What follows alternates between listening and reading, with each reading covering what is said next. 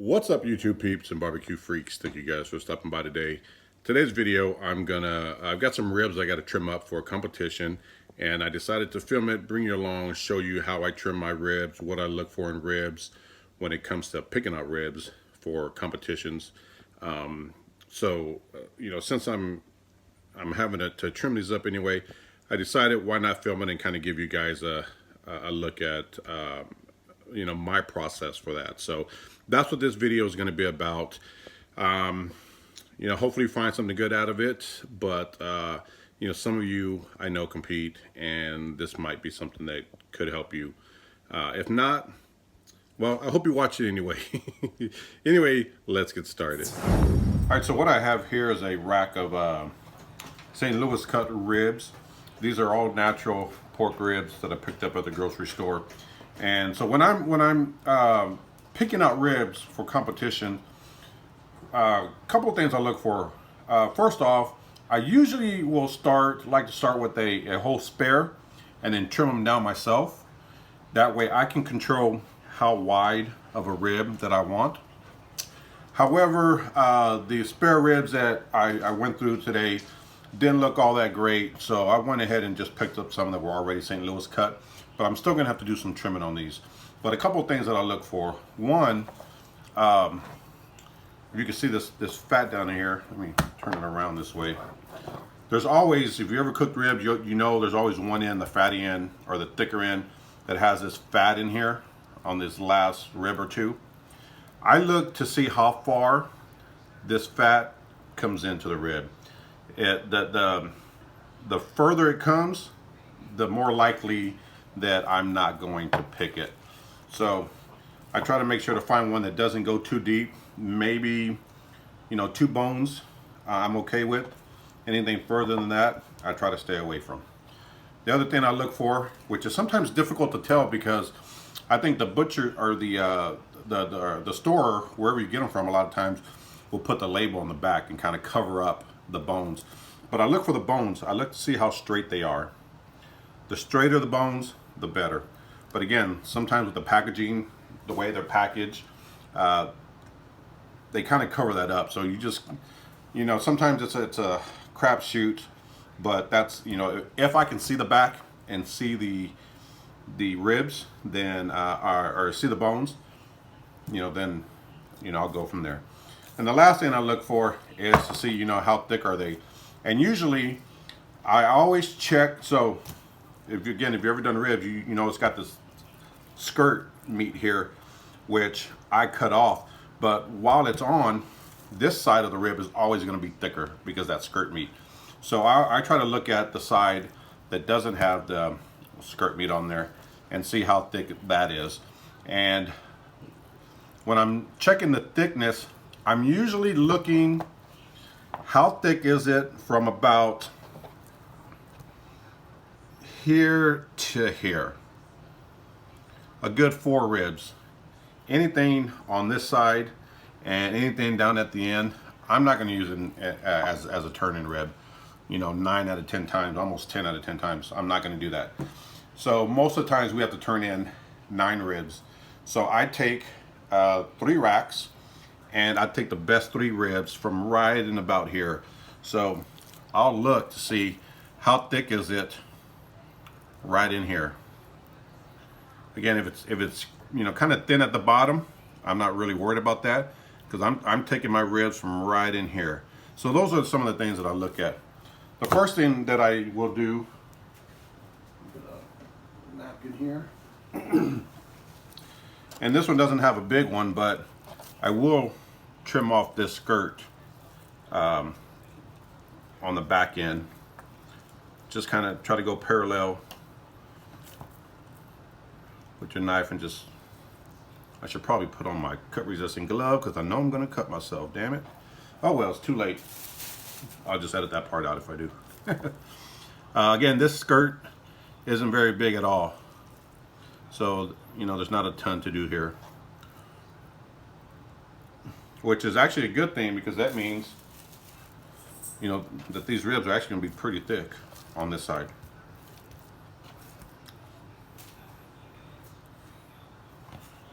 So remove that.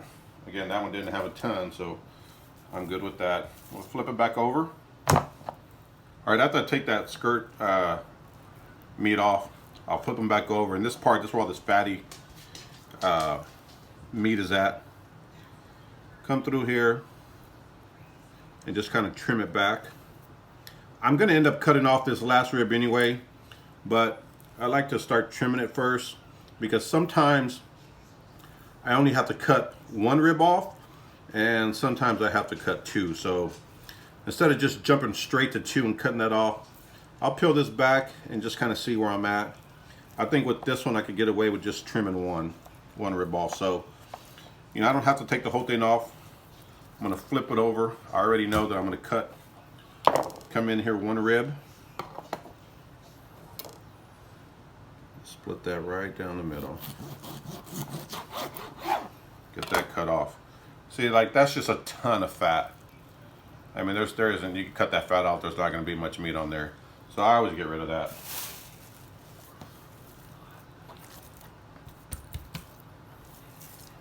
So that way, you know, now when I flip it over, you see here, I don't know this way you can see it better, but as you can see here, now all that fat is gone and there's just a little bit here, but that's okay.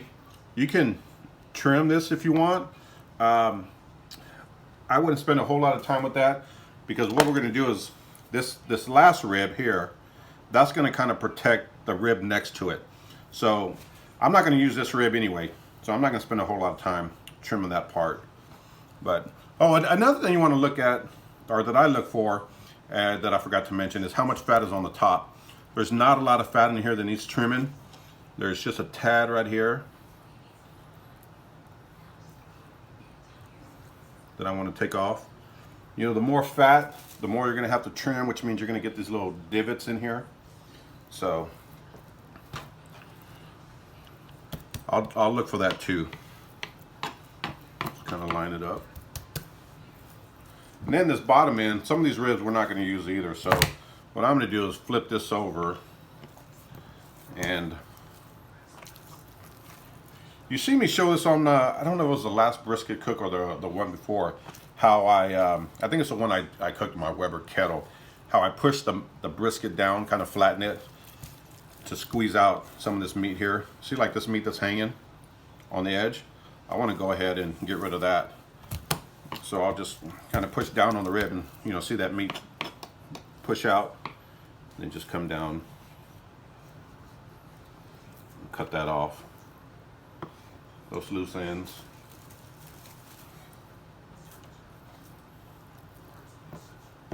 We will remove the membrane in just a minute. Anyway, let's come back to this bottom part here. So these bottom ribs, like this one here, is, if you can see this, it's got a tear in here. This is already breaking off.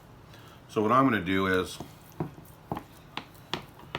get that straight, and where this knife is, or where this tear is already, it just kind of gave me a guide already. But I would tear off this bottom half.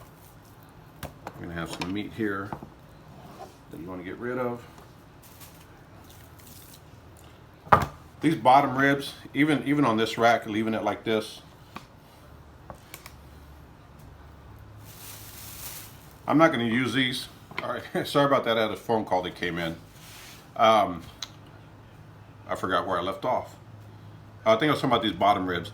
So these bottom ribs, while I trim some of it off, still about from here on down, I'm not going to use, and even, you know, coming up to probably about here. And I don't trim, even though I'm not going to use it, I won't trim it too far off, because just in case I need to, you know, find some scrap ribs that I can put in the box, I will pick from here. For an example, a cook-off probably a few months ago that we did. We had 3 racks of ribs. Again, I take the 3 best ribs from each rack, and one of them we totally screwed up and let get carried away, and in fact I had to throw the entire rack away. So yes, I make mistakes, even in competitions. It happens. So just as a backup or as a safeguard, even though, you know, more than likely I won't use these, I'll leave them on there just in case. But I'm going to take from about right here to right here. Right in here is where I'd like to choose from. But again, these ribs that I don't use are going to protect these ribs that I do use. So I leave them on. All right, don't come too far up. When you turn it sideways, you see this cartilage here. This is the end where the rib tips are on a spare that I would normally cut off. And what I know I mentioned this in videos before, is that I always come into about the third rib, which is the highest rib. And since I cut one off, the third rib is right here. And what I do is, even though these are already trimmed St. Louis style, there's some cartilage right here that I want to get off. And what I'm going to do is, normally let me scoot my board over. Let me make sure you can see this 1 second. I line my ribs up with the edge of my cutting board as a guide. So I'll line my ribs up with the edge of my cutting board just to make sure that my rib is straight. It's a little trick. And come up to this third rib here, in this case the second one, and I'm gonna treat it as if the rib tips were on and it was a whole spare rib that I'm trimming down, because I want to get rid of this cartilage here on the end. So I'll make a light line with my knife just to make sure that it's straight, and that's where I want to cut. And if I'm happy with it, then I'll just come in here and cut this end off. I'm about 1/2 inch above this knuckle, or this long rib, the second rib.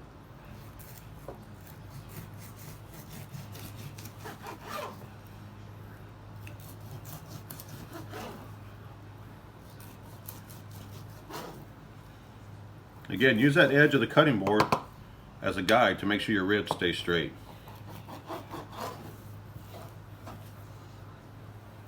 Just a lot of cartilage in here that I don't want. And I cut this off because I don't want to judge to bite into that and get that cartilage. So I make sure to cut that off. And that's it. We're going to flip this over really quickly. Excuse me. We'll kind of squeeze this together. I want to see, so when I put it on the pit, this is what I'm going to do also, because the way you put it on the pit is the way it's going to cook. So I want to make sure I squeeze it together, pluff it up, so now I get an idea of what it's going to look like in the pit, and then I can make any adjustments or any trim, and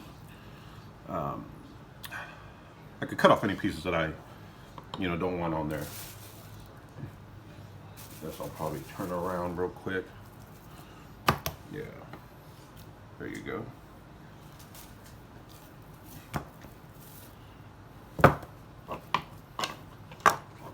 Again,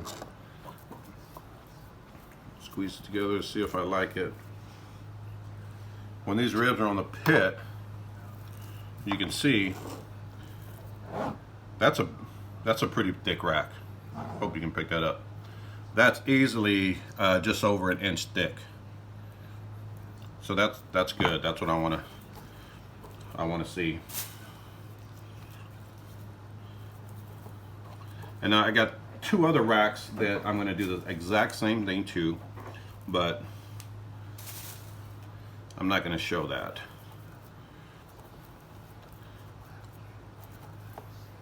So if that's how they're going to sit on the pit, I know. I'm happy with it. Again, these are pretty thick right here. Those are going to be some juicy ribs. And that's it. Any loose ends that you see, cut off.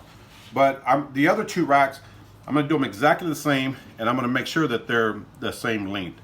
I want all 3 racks to be uniform, so that way they cook evenly. And again, from all 3 racks, I'm going to take from about right in here. So I'll come in 1 rib here, from this one, I'm probably gonna take right in here 3 ribs. So when I inject, I'm gonna make sure I focus, you know, more in this area. I do pay attention when I'm injecting down to this bottom part, even though a good chance I'm not gonna use them. But like I told you a minute ago, you know, I have been in a position where I had to throw a whole rack away and, you know, come down to these bottom ribs, and I just put those in the back of the box, at the bottom of the box. They don't see them. So I'll make sure to treat these just like I would these, but I'm gonna focus a little more right here in the middle. So that's it. I hope you guys found, I'm gonna trim this up just a little bit. This little silver skin right here.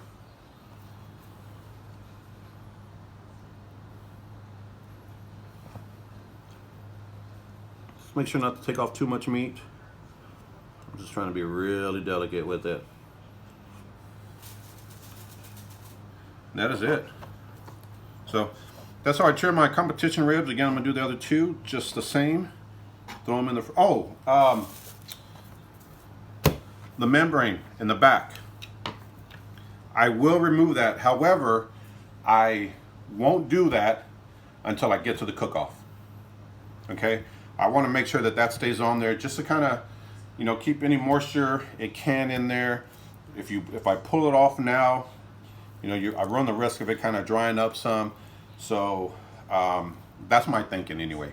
So I leave it on, and then once I get to the cook-off, all I got to do is pull it right off, inject them, and get them rubbed down, and, you know, get them on the pit. So, but it does come off. So anyway, that's why I do my competition ribs.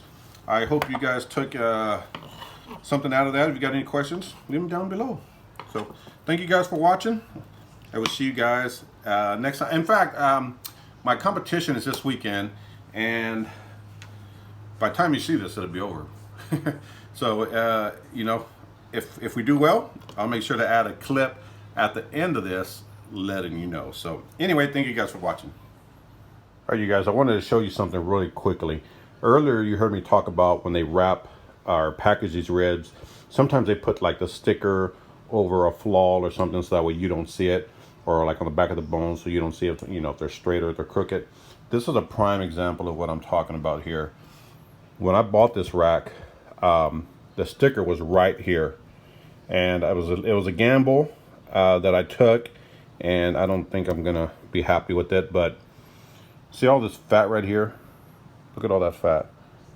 That's what I don't want, because now I'm gonna have to try to trim all that off, which means I'm gonna take off some of that meat right in the area where I would normally pick my ribs from.